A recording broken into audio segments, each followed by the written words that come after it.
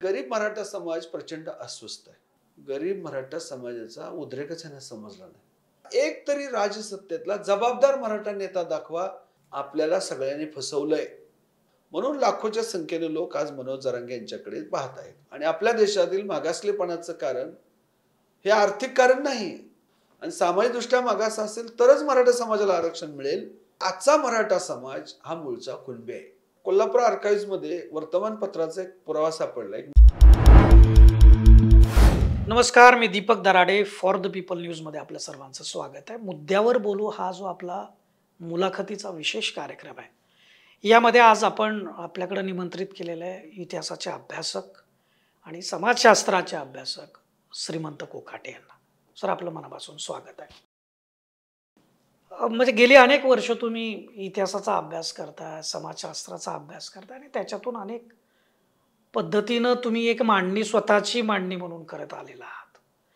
आणि सध्या मला म्हणजे इतिहासाला जवळून घेताना, समजून घेताना काही समाजशास्त्राचे सुद्धा त्याच्यामध्ये उपयोग होईल का, या अनुषंगानं तुमच्याशी मला बोलायचं आहे. आणि मुद्दा हा आहे मराठ्यांचं आरक्षण. म्हणजे गेली 40-45 वर्ष झालं हा लढा आहे. आजचा लढा नाही आहे. अनेकांना मनोज जरांगे पाटील हे सध्याचे आंदोलक आहेत, मराठा समाजाच्या आरक्षणाचं नेतृत्व ते करतायत, ते त्यांना नेता वाटतील.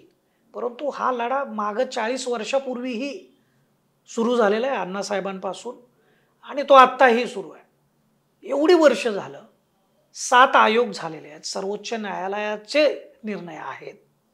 आणि असं असताना देखील आपण अजून आरक्षणाच्या मुद्द्यावर लढतोय. त्याचं कारण स्पष्ट आहे. मराठा समाजामध्ये गरिबी ही दिसते आणि आहेच, ते नाकारता येत नाही. जरी राज्यकर्ते समाज म्हणून मराठ्यांकडे बघितलं गेलं, अनेक सहकारी संस्था, शैक्षणिक संस्था, राजकारणातली पदं ही सगळी जरी त्यांच्याकडं आपण अधिक प्रमाणात दिसत असली, तरी मोठ्या प्रमाणातला एक वर्ग आहे मराठा समाजातला की जो आर्थिकदृष्ट्या आज त्याची लढाई मोठी सुरू झाली. हे सुरू असताना त्याच्यावर उतारा किंवा त्याचा उपाय म्हणून आरक्षण हे शोधलं जात आहे. तर तुम्ही एक अभ्यासक म्हणून तुम्ही याच्याकडे कसं बघता? मराठा आरक्षण आपण म्हटल्याप्रमाणे गेली 40 वर्षाचा हा लढा आहे. आणि या 40 वर्षामध्ये अण्णासाहेब पाटील, पुरुषोत्तम खेडेकर, प्रवीण गायकवाड, राजेंद्र कोंढरे असे अनेकांनी नेतृत्व केलेलं आहे. आणि आता माननीय मनोज जरांगे या मराठा आरक्षण लढ्याचं नेतृत्व करत आहेत. अनेक आयोग आले, सर्वोच्च न्यायालयाने देखील आरक्षणाबद्दल आपली भूमिका मांडलेली आहे, रद्द केलेलं आहे. त्यांनी जे हायकोर्टाने टिकलेलं, महाराष्ट्र सरकारने दिलेलं, जे सर्वोच्च न्यायालयामध्ये गेलं ते रद्द केलं. तरी देखील लढा कायम चालू आहे. आणि आपण म्हटल्याप्रमाणे की मराठाच राज्यकर्ते असताना सुद्धा 40 वर्षामध्ये हा मराठा आरक्षणाचा प्रश्न ते सोडवू शकले नाहीत. त्याचं कारण असं आहे की मराठा समाजाचे नेते मराठा समाजाला गृहीत धरतात, गरीब मराठा समाजाला. आणि गरीब मराठा समाज प्रचंड अस्वस्थ आहे. आपण म्हटल्याप्रमाणे गरिबी आहेच. 18 पगड जाती, 12 बलुतेदारामध्ये जशी गरिबी आहे तशीच खूप मोठ्या मराठा समुदायामध्ये गरिबी आहे. विशेषतः शेती उद्ध्वस्त झालेली आहे. शेतीमालाला भाव नाही, घामाला दाम नाही, श्रमाला मोबदला नाही, अशी परिस्थिती आहे. आणि ॲग्रिकल्चर सर्व्हे ऑफ महाराष्ट्र असं सांगतो की महाराष्ट्रातील 90% शेतकरी अत्यल्प भूधारक आहेत. आणि अत्यल्प भूधारकाची व्याख्या काय केलेली आहे त्यांनी, तर अर्धा हेक्टर क्षेत्र. अर्धा हेक्टर क्षेत्र म्हणजे किती झालं? 1.25 एकर क्षेत्र. म्हणजे महाराष्ट्रातील 90% शेतकऱ्याकडे 1.25 एकर क्षेत्र आहे. आणि सह्याद्रीच्या पट्ट्यामध्ये गुंठ्यात जमीन आहे. त्या 10 गुंठे क्षेत्र, 15 गुंठे क्षेत्र, 20 गुंठे क्षेत्र, अशी एकूण परिस्थिती मराठा समाजाची आहे. गावगाड्यामध्ये अत्यंत हालाकीचं जीवन जगणारा मराठा समाज आहे. आम्ही जस्टिस गायकवाड आयोग ज्यावेळेस नेमला होता, गायकवाड आयोगासाठी आम्ही काम करत असताना पुणे स्टेशनवरचा आम्ही सर्वे केला. 151 हमाल आहेत पुणे स्टेशनवरती, त्यातले 145 हमाल हे मराठा समाजातील आहेत. म्हणजे मराठा समाजाचे चित्र पुढे आलंच नाही. मराठा समाज म्हटलं की पाटील, देशमुख, आमदार, खासदार, मंत्री, चेअरमन अशा पद्धतीची प्रतिमा मराठा समाजाची आहे. म्हणजे मराठा समाजामध्ये राजसत्तेचं आणि श्रीमंतीचं प्रमाण 5% असेल. पण उर्वरित 90% ते 95% मराठा समाजाची अवस्था गावगाड्यातील माळी, धनगर, सुतार, लोहार, कुंभार, बंजारी, लेवा पाटील यांची जी गावगाड्यातली अवस्था आहे तीच बहुतांश मराठा समाजाची अवस्था आहे. परंतु इतकी आंदोलनं झाली, खत्री आयोगाला, बापट आयोगाला, सराफ आयोगाला, राणे आयोगाला, गायकवाड आयोगाला आणि आता नव्यानं एकनाथ शिंदे सरकारच्या काळामध्ये राज्य मागासवर्ग आयोग त्यावरती काम करतोय. इतके आयोग येऊन देखील मराठा समाजाच्या आरक्षणाचा प्रश्न का सुटत नाही?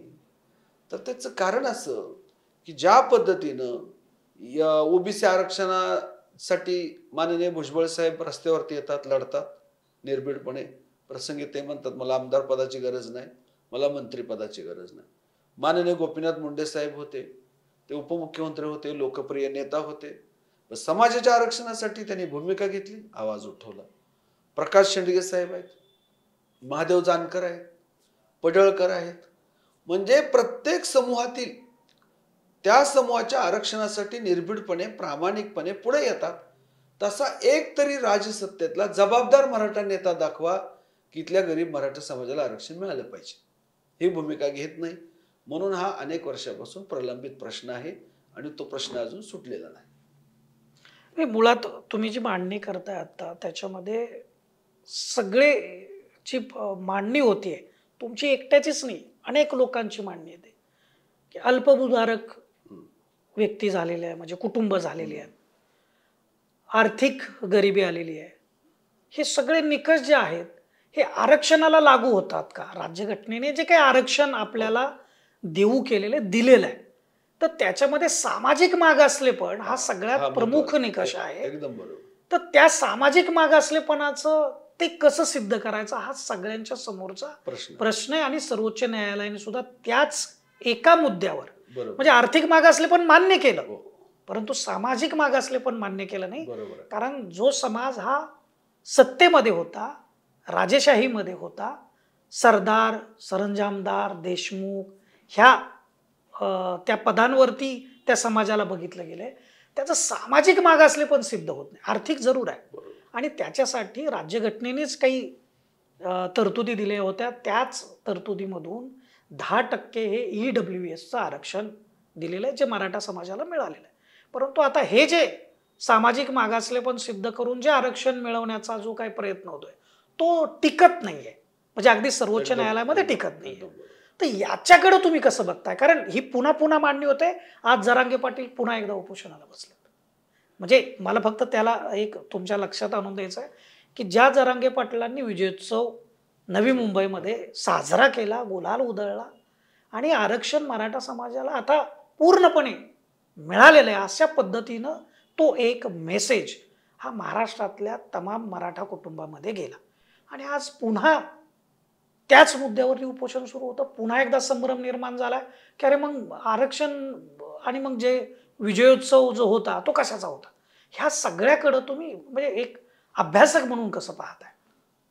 मार्क्सवाद असं सांगतो की कुठलाही नेता आणि नेतृत्व हे जन्माला कधी येत नसतं. तत्कालीन परिस्थितीचं अपत्य म्हणजे नेतृत्व असतं. मनोज जरांगेंकडे आज गरीब मराठा समाज आपला नेता म्हणून का पाहतो? तर गेली 30-40 वर्ष आपल्याला अनेकांनी फसवले. राज्यकर्त्याने आपल्या आरक्षणाचा प्रश्न सोडवला नाही. उद्रेक आहे प्रचंड. आणि मग या उद्रेक असणाऱ्या गरीब मराठा समाजाला एक प्रामाणिक नेता मिळाला जो मॅनेज होऊ शकत नाही, जो स्वार्थी नाही, जो निर्भीड आहे आणि ज्याने मरायची तयारी ठेवलेली आहे. असा एक प्रामाणिक, स्वाभिमानी, निर्भीड नेता मराठा समाजाला मिळाला. म्हणून लाखोच्या संख्येने लोक आज मनोज जरांगे यांच्याकडे पाहत आहेत. मनोज जरांगे यांचं आंदोलन, उपोषण ही ऐतिहासिक घटना आहे आणि त्यांनी मुंबई या ठिकाणी जाऊन 26 जानेवारीला आंदोलन केलं आणि मराठा समाजाला आरक्षण जाहीर झालं. परंतु त्यावरती हरकती 16 फेब्रुवारीपर्यंत घेण्याचं सरकारने म्हणजे लोकशाही पद्धती बरोबर आहे. तर त्यासाठी 16 तारखेपर्यंत हरकती येणार, त्यावरती कोणाच्या काय हरकत आहेत का, आक्षेप आहेत का, काही सूचना आहेत का, यासाठी राज्य सरकारने वेळ दिलेली आहे. 16 तारखेपर्यंत मनोज जरांगेपर्यंत वाट पाहणार आणि सरकारने दिलेलं जर का वचन नाही पाळलं तर मनोज जरांगे आजपासून उपोषणाला बसणार आहेत असं त्यांनी जाहीर केलं. आता दुसरा मुद्दा जो महत्वाचा तुम्ही खूप महत्वाचा प्रश्न विचारला की सामाजिक मागासलेपण असेल तरच आरक्षण, अशी संविधानामध्ये देखील तरतूद आहे. संविधानातील कलम क्रमांक 340 असं सांगतं की सामाजिक आणि शैक्षणिक दृष्ट्या मागास, सोशियली आणि एज्युकेशनली बॅकवर्ड, इकॉनॉमिकली बॅकवर्ड असा निकषच नाही. त्यामुळे जे 10% ईडब्ल्यूएसचं आरक्षण केंद्र सरकारने दिलेलं आहे ते पण न्यायप्रविष्ट आहे. ते काय न्याय कक्षेच्या बाहेर नाही. बरोबर आहे. ते पण न्यायप्रविष्ट विषय आहे. ते पण त्यामुळे ते पण घटनात्मक तरतूद आहे असं नव्हे. ते पण चॅलेंज आहे आरक्षण 10%. कारण आर्थिक निकष असा निकषच संविधानाने सांगितलेला नाही. बाबासाहेब आंबेडकर इकॉनॉमिस्ट होते, सोशल सायन्सचे अभ्यासक होते, हिस्टॉरियन होते, ते अँथ्रोपॉलॉजिस्ट होते, पॉलिटिशियन होते. घटना तर त्यांनीच लिहिलेली आहे. इकॉनॉमिस्ट असणाऱ्या बाबासाहेब आंबेडकरांनी आर्थिक निकष का घातला नसेल? तर त्याचं कारण असं आहे की आर्थिक निकष बदलत राहतात. बरोबर आहे. आजचा गरीब उद्याचा श्रीमंत असू शकतो, उद्याचा श्रीमंत परवाचा गरीब असू शकतो.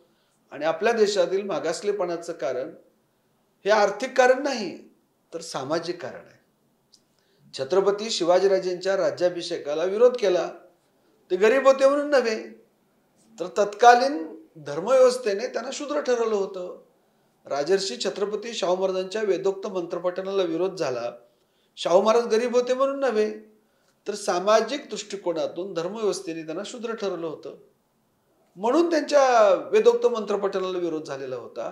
पण आपल्या देशातल्या मागासलेपणाचं कारण अर्थव्यवस्थेमध्ये नाही, ते सामाजिक मागासलेपणामध्ये, धर्मव्यवस्थेमध्ये आहे. आणि म्हणून बाबासाहेब आंबेडकरांनी मोठ्या दूरदृष्टीनं सामाजिक आणि शैक्षणिक मागासले असणाऱ्यांनाच आरक्षण दिलेलं आहे. एखादा जातसमूह श्रीमंत आहे, राजसत्तेमध्ये आहे, खूप त्याच्याकडे जमीन आहे म्हणून तो पुढारलेला असं नव्हे. म्हणून आपण उत्तर भारताचा जर का विचार केला तर उत्तर भारतामध्ये मुलायमसिंग यादव, लालू प्रसाद यादव, नितीश कुमार यांचा समुदाय ओबीसी मध्ये आरक्षणात आहे. म्हणजे एखादा जातसमूह राजसत्तेमध्ये पॉवरफुल आहे, अर्थव्यवस्थेमध्ये पॉवरफुल आहे म्हणून तो आरक्षणास पात्र नाही असा निकष नाही. निकष आहे सामाजिक मागासलेपण आणि शैक्षणिक मागासलेपण. आता मराठा समाज, आपण जे महत्वाचा मुद्दा मांडला की इतके आयोग आले, बापट आयोग, त्यानंतर सराफ आयोग, राणे आयोग, जस्टिस गायकवाड आयोग, हे आयोग मराठा समाजाला सामाजिकदृष्ट्या मागासले आहे ते सिद्ध करू शकला नाही. अगदी बरोबर आहे. राणे आयोगाच्या शिफारशीनुसार पृथ्वीराज चव्हाण सरकारने दिलेलं आरक्षण हायकोर्टात टिकलं नाही. त्यानंतर माननीय देवेंद्र फडणवीस यांचं सरकार आलं, त्यांच्या काळामध्ये जस्टिस गायकवाड आयोग नेमला. मी गायकवाड आयोगाबद्दल असं म्हणेल की भारतातील कुठल्याही सिंगल जातीचा शैक्षणिकदृष्ट्या, आर्थिकदृष्ट्या, सामाजिकदृष्ट्या जो अभ्यास झालेला आहे तसा कुठल्या एका सिंगल जातीत झाला नाही जो गायकवाड आयोगाने केला. गायकवाड आयोगाच्या शिफारशीनुसार देवेंद्र फडणवीस सरकारने आरक्षण दिलं, ते हायकोर्टामध्ये टिकलं. फडणवीसांच्या काळामध्ये हायकोर्टात टिकवलं सरकारने, फडणवीस सरकारने. दरम्यान 2019ला फडणवीस सरकार गेलं, ठाकरे सरकार आणि पवार सरकार आलं. कोरोनाचा काळ होता, सुप्रीम कोर्टामध्ये ऑनलाईन सुनावणी झाली. खरं तर ठाकरे सरकारने ऑनलाईन सुनावणी घ्यायला नको होती, व्यवस्थित तयारी निश्चित त्या सुनावणीला सामोरं जायला पाहिजे होतं सुप्रीम कोर्टातल्या. परंतु जस्टिस गायकवाड आयोगानं जे काम केलं होतं, मेरिटवरती आरक्षण दिलं होतं, सुप्रीम कोर्टामध्ये ठाकरे सरकार ते मुद्देसूद मांडू शकलं नाही. त्यांनी व्यवस्थित बाजू मांडली नाही आणि म्हणून सर्वोच्च न्यायालयामध्ये आरक्षण ते रद्द झालं. आरक्षण रद्द झालं म्हणजे आरक्षणाचा विषय संपला असं होत नाही. विद्यमान एकनाथ शिंदे सरकारने क्युरेटिव्ह पिटिशन दाखल केलेले आहे, त्यावरती ते काम चालू आहे. सर्वोच्च न्यायालयाने ते क्युरेटिव्ह पिटिशन स्वीकारलेले आहे. राज्य मागासवर्ग आयोग सध्या महाराष्ट्रामध्ये मराठा समाजाचा सर्वे करतोय की मराठा समाज सामाजिकदृष्ट्या मागास आहे का नाही. आणि सामाजिकदृष्ट्या मागास असेल तरच मराठा समाजाला आरक्षण मिळेल आणि तरच ते टिकेल. तर मुद्दा असा आहे की मराठा समाज सामाजिकदृष्ट्या मागास आहे का नाही, तो सवर्ण आहे का, तो पुढारलेला आहे का, तो क्षत्रिय आहे का. आणि तो जर का पुढारलेला असेल, सामाजिक मागास नसेल तर त्याचा तो अधिकार राहत नाही. एकूण सगळी ऐतिहासिक पार्श्वभूमी जर का पाहिली तर मराठा समाज सामाजिकदृष्ट्या मागासलेला आहे, अनेक पुराव्यानिशी सिद्ध झालेला आहे. जस्टिस गायकवाड आयोगासमोर doctor Sadanand More sir, doctor Jaysingrao Pawar sir यांची साक्ष झालेली आहे. मी स्वतः जस्टिस गायकवाड आयोगाकडे साक्ष दिलेली आहे. आजचा जो मराठा समाज आहे हे आपण समजून घेतलं पाहिजे. ते जे पुरावे आहेत मागासलेपणाचे, त्याचे काही उदाहरणं देता येतील? नक्की. छत्रपती शिवाजीराजांचा स्पष्टपणे उल्लेख समकालीन साधनामध्ये असा येतो. अज्ञानदासाचा पोवाडा आहे. शिवाजीराजाने अफजल खान ठार मारल्यानंतर त्या शौर्याचं वर्णन करणारे एक पोवाडा आहे, समकालीन आहे, त्याच काळातला आहे. त्यामध्ये छत्रपती शिवाजीराजांचा उल्लेख कुणब्याचा येतो. ते गायकवाड आयोगाला दिलेलं आहे. ते संत तुकाराम महाराजांची गाथा मध्ययुगीन काळातला अत्यंत महत्वाचा संदर्भ ग्रंथ आहे. संत तुकाराम महाराज स्वतःचा उल्लेख काय करतात? बरे झालो देवा कुणबी केलो, नाहीतर दंबेच असतो मेलो. कुणब्याच्या घरी जन्माला आलो याचा मला अभिमान वाटतो. तुकाराम महाराज स्वतःचा उल्लेख कुणब्याचा करतात. ती गाथा आज उपलब्ध आहे. आजचे देहूचे मोरे स्वतःच्या नावापुढे जात म्हणून मराठा लावतात, पण यांचे पूर्वीचे उल्लेख कुणबे आहेत. म्हणजे आजचा मराठा समाज हा मूळचा कुणबे आहे. मराठा हा समुदाय आहे. मराठा शब्द व्यापक आहे. मराठी संकल्पना जातवाचक नाही, आपण समजून घेतलं पाहिजे. पहिल्यांदा आजचा मराठा मूळचा कुणबे आहे. मग मराठा कोण? तर महात्मा फुलेने गुलामगिरी त्यांच्या अत्यंत गाजलेल्या महत्वाच्या क्लासिकल ग्रंथामध्ये महात्मा फुले असा उल्लेख करतात: कुणबी माळी मातंग महार धनगर सुतार लोहार कुंभार लेवा पटेल वंजारी आगरी आदी मिळून मराठा. या सगळ्या समुदायाला मिळून मराठा म्हटलं जातं.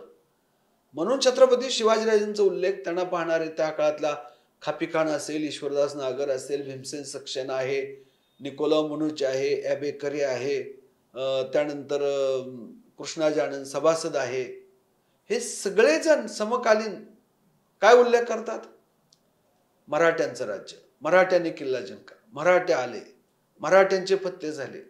कोण आहे महाराजांच्या सैन्यामध्ये?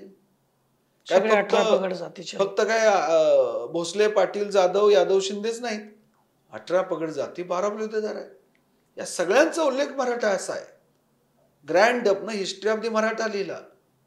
राजाराम शास्त्री भागवत मराठ्यांचा इतिहास म्हणतात, मराठ्यांचा राजा म्हणतात. डेनिस किंकेड मराठ्यांचा राजा, मराठ्यांचा इतिहास असा उल्लेख करतो. जस्टिस रानडे, न्यायमूर्ती महादेव गोविंद रानडे, त्यांचं महत्वाचं पुस्तक आहे rise of the Maratha power, मराठ्यांच्या सत्तेचा उत्कर्ष. कोण आहे ते? म्हणजे आजचा मराठा समाज हा मूळचा कुणबे आहे. आणि मंडल आयोगानं 3743 जाती ओबीसी मध्ये समाविष्ट केलेल्या आहेत. त्यामध्ये कुणबी आहेत. कुणबी आहेत ना ओबीसी मध्ये. विदर्भातले जर का कुणबी पाहिले, तुम्ही हर्षवर्धन देशमुख घ्या, विदर्भातले रणजित देशमुख, अनिल देशमुख, हे सगळे कुणबी आहेत. म्हणजे विदर्भातले पाटील देशमुख हे सगळे ओबीसी मध्ये येतात. आणि विदर्भ आणि मराठवाडा सीमावर्ती भागामध्ये आपण जर का पाहिलं, बुलढाणा जालना, यवतमाळ नांदेड, त्यानंतर तुमचं हिंगोली परभणी, या सगळ्या परिसरामध्ये कुणबी आणि मराठा सहज विवाह होतात. सहज विवाह होतात. रोटीबेटी व्यवहार आहे दोन्ही. हा, सहज विवाह होतात. आणि आता ह्या विशेषतः जस्टिस शिंदे आयोग जो नेमला मराठा समाजाचं जुनं रेकॉर्ड तपासण्यासाठी एकनाथ शिंदे सरकारने, जस्टिस शिंदे आयोग, तर शिंदे आयोगाने महाराष्ट्रातील जुनं रेकॉर्ड तपासायला सुरुवात केली. तर काही उदाहरणं आपल्या समोर ठेवतो. शितोळे, पुण्याचे शितोळे सरदार आहेत का नाहीत? देशमुख आहेत, सरदार आहेत शितोळे. बरोबर. शाहू महाराजांच्या काळामध्ये, पहिल्या शाहूच्या काळामध्ये शितोळे सरदार होते, सेनापती होते. लढवय्या समाज आहे. त्यांच्या वतनाची काही गाव आहे ती पुणे परिसरामध्ये. कोरेगाव मूळ नावाचं गाव आहे, पुण्यापासून अत्यंत जवळ, उरुळी कांचनच्या अलीकडे, लोणी काळभोरच्या पुढं कोरेगाव मूळ या ठिकाणी शितोळे आहेत. तर शितोळ्यांच्या नोंदी सापडलेल्या आहेत कुणबी म्हणून.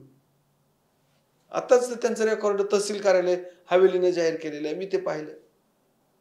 म्हणजे आजचा मराठा मूळचा कुणबी आहे याला कितीतरी पुरावे मग मराठवाड्यामध्ये, पश्चिम महाराष्ट्रामध्ये, खानदेशामध्ये अशा अनेक ठिकाणी आजच्या मराठ्यांचे मूळ पुरावे कुणबी सापडलेले आहेत. म्हणजे कुणबी आणि मराठा हे काही वेगळे नाहीत. एक उदाहरण आपल्या पुढे ठेवतो. जामखेडचं एक मी पाहिलं. जामखेडला एक मोरे नावाची बहीण भाऊ आहे ती मोरे. त्यांचं मला पहिलं नाव माहीत नाही. तर भावाची नोंद दाखल्यावरती जात म्हणून मराठा आहे आणि बहिणीची नोंद दाखल्यावरती जात म्हणून कुणबी आहे. सख्या बहीण भावांची. डबेवाले संघटनेचे अध्यक्ष, मुंबई डबेवाले संघटनेचे अध्यक्ष, त्यांनी त्यांच्या समाज माध्यमावरती त्यांच्या आजोबाचा दाखला टाकलाय. सुभाष तळेकर डबेवाले संघटनेचे अध्यक्ष आहेत, मुंबई डबेवाले संघटनेचे. त्यांचं गाव आपल्या आंबेगाव तालुक्यात मंचर जवळ त्यांचं गाव आहे. मला गावाचं नाव आठवत नाही. पण त्यांनी त्यांच्या आजोबाचा दाखला काढलाय. तर आजोबाच्या दाखल्यावरती जातीचा उल्लेख आहे कुणबी आणि चुलत आजोबा म्हणजे त्यांच्या आजोबाचे सख्खे भाऊ त्यांच्या दाखल्यावरती नोंद आहे जातीच्या समोर मराठा.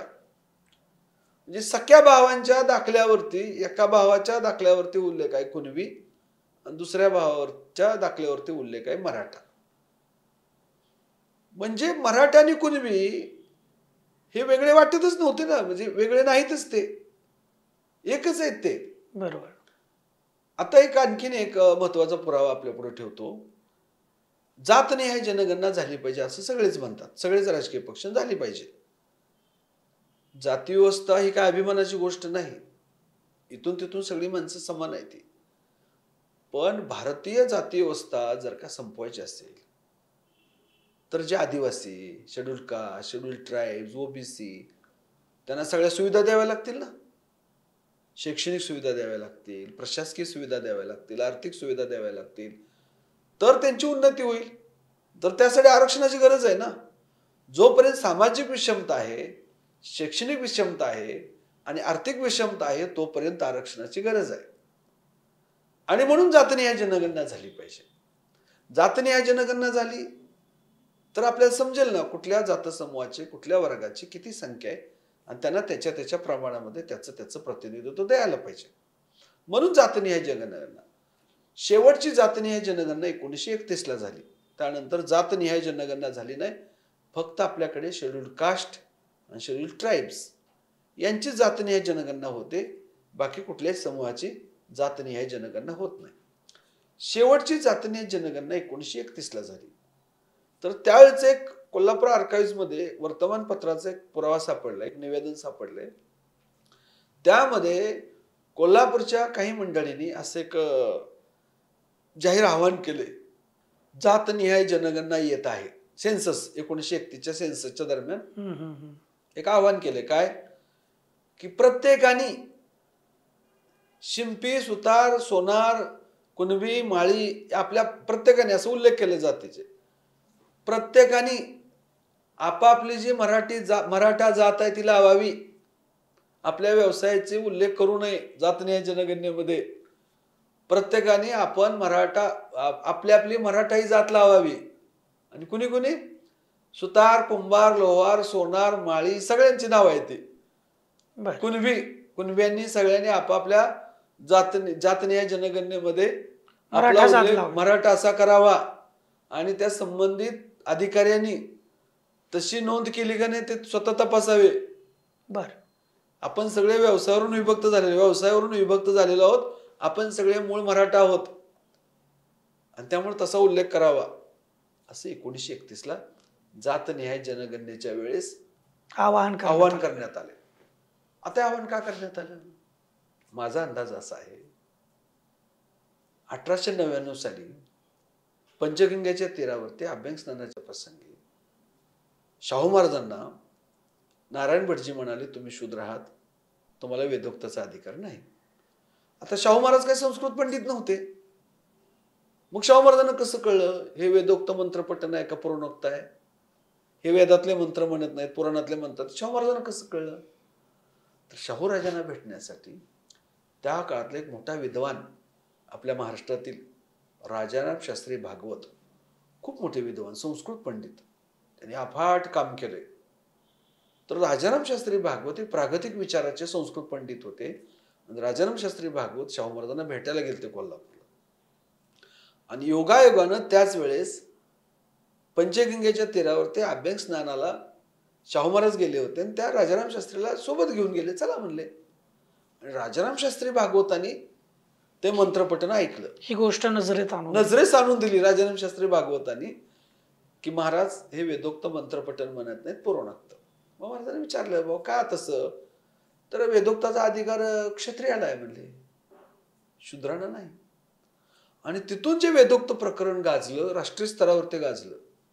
त्यातून मग शाहू महाराजांनी आरक्षणाची घोषणा करणं, मोठं काम करणं आणि मोठा लढा शाहू महाराजांनी त्यानंतर दिलेला आहे. टिळक आणि शाहू हा जो संघर्ष झालेला आहे त्याचं मूळ हे वेदोक्त प्रकरणामध्ये. तर त्यातून मग आपल्याला शूद्र म्हटलं जातंय, आम्ही काय कुणबी नाही, आम्ही काय फक्त शूद्र नाही, आम्ही पण ग्रेट आहोत. मग तिथून ज्या नोंदी आलेल्या आहेत आपण पाहतो, ज्या कुणब्यांच्या नोंदी मराठी यायला सुरुवात झाली ना, त्यानंतरचा काळ आहे. आणि म्हणून 1931च्या सेन्ससच्या वेळेस आपली नोंद मराठा करा. आणि आपल्याला आठवत असेल की महाराष्ट्रातील एक देशातील एक विद्वान पंजाबराव देशमुख, भारताचे पहिले कृषी मंत्री, की ज्यांनी वेदावरती PhD मिळवली लंडन विद्यापीठात जाऊन, भारताचे पहिले कृषी मंत्री होते, संस्कृत पंडित होते, विद्वान व्यक्ती होते. तर त्यांनी मात्र बाबासाहेब आंबेडकरांचे चांगले सहकारी होते. त्यांनी मात्र विदर्भामध्ये तिथं जाणीव करून दिली की आपण कुणबी आहोत, आपल्या नोंदी कुणबीच असल्या पाहिजेत. म्हणून विदर्भातल्या सगळ्या मराठ्यांच्या नोंदी आपल्याला कुणबी आढळतील, खानदेशातल्या मराठ्यांच्या नोंदी कुणबी आढळतील. पण पश्चिम महाराष्ट्र आणि मराठवाड्यातल्या मराठ्यांच्या नोंदी आपल्याला अलीकडच्या काळामध्ये मराठा दिसतात, पण ते मूळचे कुणबी आहेत. त्यामुळे कुणबी आणि मराठा वेगळे नाहीत. आणि ते कुणबींना तर ऑलरेडी मंडल आयोगानं आरक्षण दिलेलं आहे. आता यातून ओबीसी मध्ये अस्वस्थता निर्माण होणं स्वाभाविक आहे. म्हणजे हा जो एक सामाजिक संघर्ष जो महाराष्ट्रामध्ये उभा राहतोय त्याविषयी. मग एवढा मोठा समुदाय, पण ऑलरेडी जो 32% मराठा समाज मानला जातो महाराष्ट्रामध्ये, 32%, ऑलरेडी 32% जवळजवळ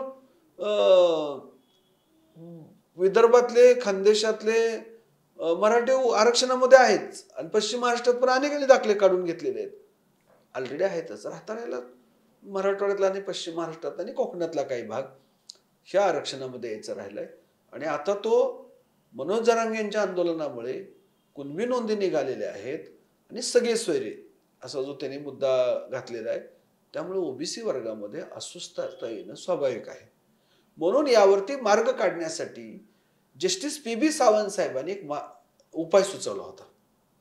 आपल्याला आठवत असेल जस्टिस PB सावंत साहेब काय म्हणाले होते, ज्या वेळेस फडणवीस सरकारने 12% आरक्षण दिलं, स्वतंत्र आरक्षण, धक्का न लावता जस्टिस PB सावंत साहेब म्हणाले आरक्षण टिकणार नाही, 50%च्या पुढे जाते, 50%च्या पुढचं आरक्षण टिकणार नाही असं त्यांनी सांगितलं होतं. मग काय करा म्हणत होते जस्टिस PB सावंत साहेबाचं? ना आघाडी सरकारने ऐकलं, ना महायुती सरकारने ऐकलं. म्हणजे जस्टिस PB सावंत साहेब जे सर्वोच्च न्यायालयाचे न्यायाधीश होते, इंदिरा साहनी खटल्यामध्ये ते जज होते, ती बेंच जी होती त्या बेंचवरती ते जज होते. आरक्षणाचा प्रश्न त्यांना चांगला माहिती होता. मंडल आयोग त्यांनी सुप्रीम कोर्टामध्ये हाताळलेला आहे, त्या जजमेंटमध्ये त्यांचा सहभाग आहे. इतका विद्वान माणूस, निपक्षपाती, काय ते पक्षपाती नव्हते, कुणावरती अन्याय होणार नाही अशी भूमिका घेऊन त्यांनी न्याय व्यवस्थेमध्ये काम केलंय. तर ते काय म्हणाले होते की त्यांचं काँग्रेस राष्ट्रवादीने पण ऐकलं नाही आणि भाजप शिवसेनेने पण ऐकलं नाही. त्यांचं ऐकलं असतं तर आताचा हा संघर्ष, जो जातीय संघर्ष मोठ्या प्रमाणामध्ये सुरू आहे, कदाचित झाला नसता. काय म्हणणं होतं त्यांचं? त्यांचं म्हणणं असं होतं की हे स्वतंत्र आरक्षण टिकणार नाही, 50%च्या पुढे तुम्ही देताय. आता 2% जे दिलं गोवारी समाजाला, ती परिस्थिती तशी होती, त्यांना देणं अत्यावश्यक होतं. तशी जर का संवेदनशील परिस्थिती असेल तर त्यावेळी देता येतं. मग 12% आरक्षण जस्टिस PB सावंत साहेब काय म्हणत होते की जातीचा वर्ग नसतो, एका जातीचा कसा वर्ग असेल हो? ओबीसी मध्ये 3743 जाती आहेत, ओबीसी काही जात नाही, बरोबर. SC काही जात नाही, SC मध्ये अनेक जाती, प्रवर्ग आहे तो. तसा हा नुसता मराठ्यांचा कसा होऊ शकतो एक प्रवर्ग, SC-BC केलता ना, तर त्यात एकच जात आहे मराठा. जस्टिस PB सावंत साहेब काय म्हणत होते की हे स्वतंत्र दिलेलं आरक्षण टिकणार नाही, तुम्ही काय करा, ओबीसीला 27% आरक्षण आहे ना ऑलरेडी, 27+12 करा म्हणले, वर्गात घाला, मराठा समाजाला ओबीसी वर्गात घाला, 27+12 करा आणि असं आरक्षण द्या, ते टिकेल पण आणि ओबीसीच्या आरक्षणाला पण धक्का लागणार नाही. जसं वर्गीकरण केलेलं आहे ओबीसी मध्ये, जसं वंजारी समाजाला, धनगर समाजाला वर्गवारी केली ना ओबीसी आरक्षणामध्ये, तशी वर्गवारी करा.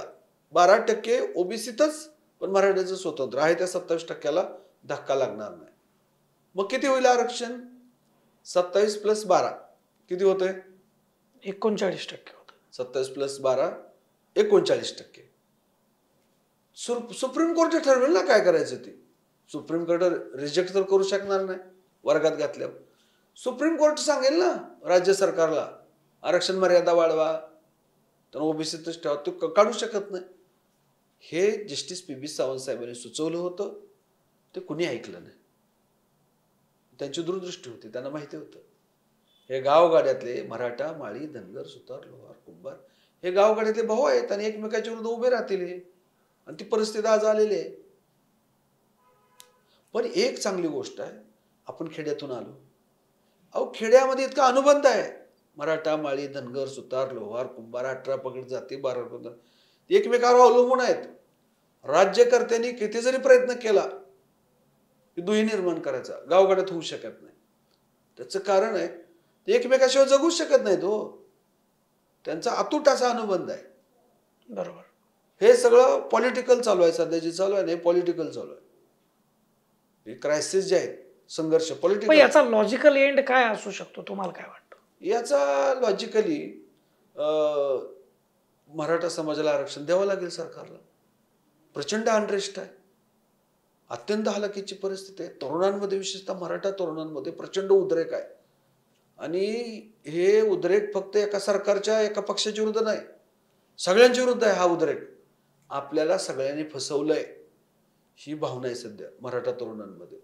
विचार करा, शेती उद्ध्वस्त झालेली आहे, शेतीमालाला भाव नाही, प्रचंड गरिबी आहे. तुम्ही फार महत्वाचे प्रश्न मांडताय.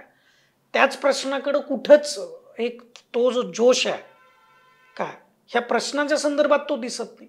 हा तेच ना, की शेतीमालाला भाव मिळाला पाहिजे, सर्वांना शिक्षण मोफत आणि चांगलं शिक्षण मिळालं पाहिजे, झालंय चांगल्या आरोग्य सुविधा मिळाल्या, या ठिकाणी तो जोश दिसत नाही. काय झाले तुम्हाला सांगतो, म्हणजे एका जातीचा किंवा एका समुदायाचा हा प्रश्न नाही. मराठा तरुणांमध्ये शिक्षण घेतलं तर नोकरी नाही, शिक्षण घेताना पैसे मोजावे लागतात.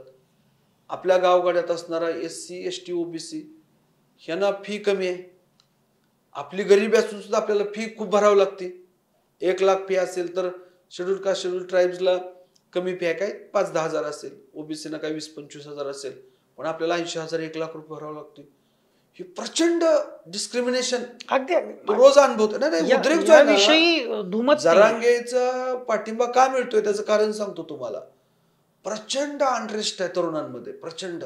आपल्याला डावललं जाते, आपल्याला अन्याय, आपल्याला नोकरी नाही, आणि मग 35 वर्ष वय झाले, 40 वर्ष झाले, लग्न होत नाही, गरिबी प्रचंड आहे.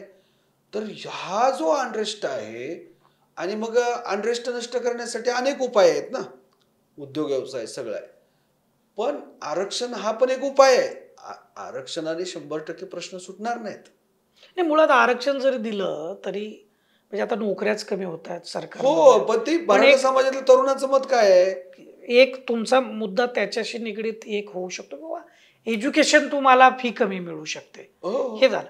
पण हा त्याच्यावरचा एक पर्याय नाही. आपल्याला जर शेतीमालाला भाव कुठून येणार आहे? आरक्षणाने. ते पण स्वतंत्र आंदोलन, उद्योगासाठी तुम्हाला सुविधा निर्माण. मराठा तरुणांचं मत काय आहे की तुम्ही असं मराठा आरक्षणाचं आंदोलन सुरू झालं की आरक्षणाने सगळे प्रश्न सुटणार नाहीत. हो बरोबर आहे ना, प्रश्न सुटवण्यासाठी अनेक पर्याय असतात, अनेक उपाय असतात.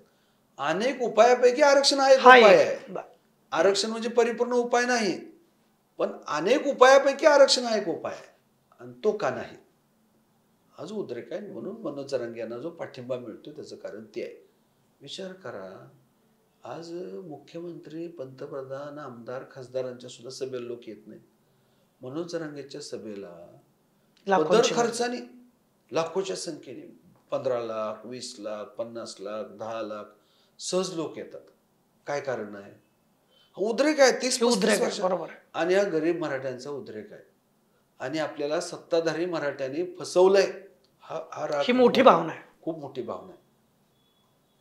ह्यांचा राग भुजबळांवर नाही, पडळकरांवर नाही, प्रकाश शेंडगेवर नाही, मी गावगाड्यातून आलेलो आहे.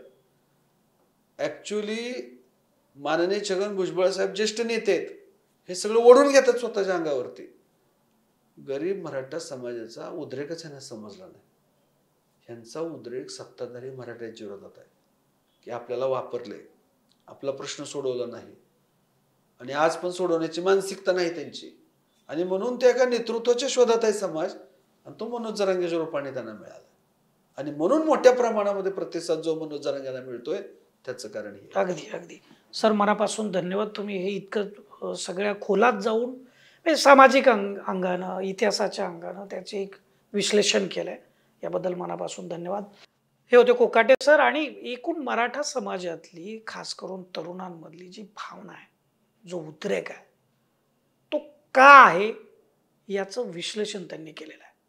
आर्थिकदृष्ट्या समाजामध्ये गरिबी आहेच, ती मान्य करायला म्हणजे केवळ मराठा समाजच नाही तर इतरांनाही ती दिसते. गावगाड्यामध्ये आपण सगळे एकमेकांच्या बाजूला राहतो, त्याच्यामुळं आपली मैत्री आहे, शेजारी आहेत, पाजारी आहेत, त्यामुळे हे दिसते.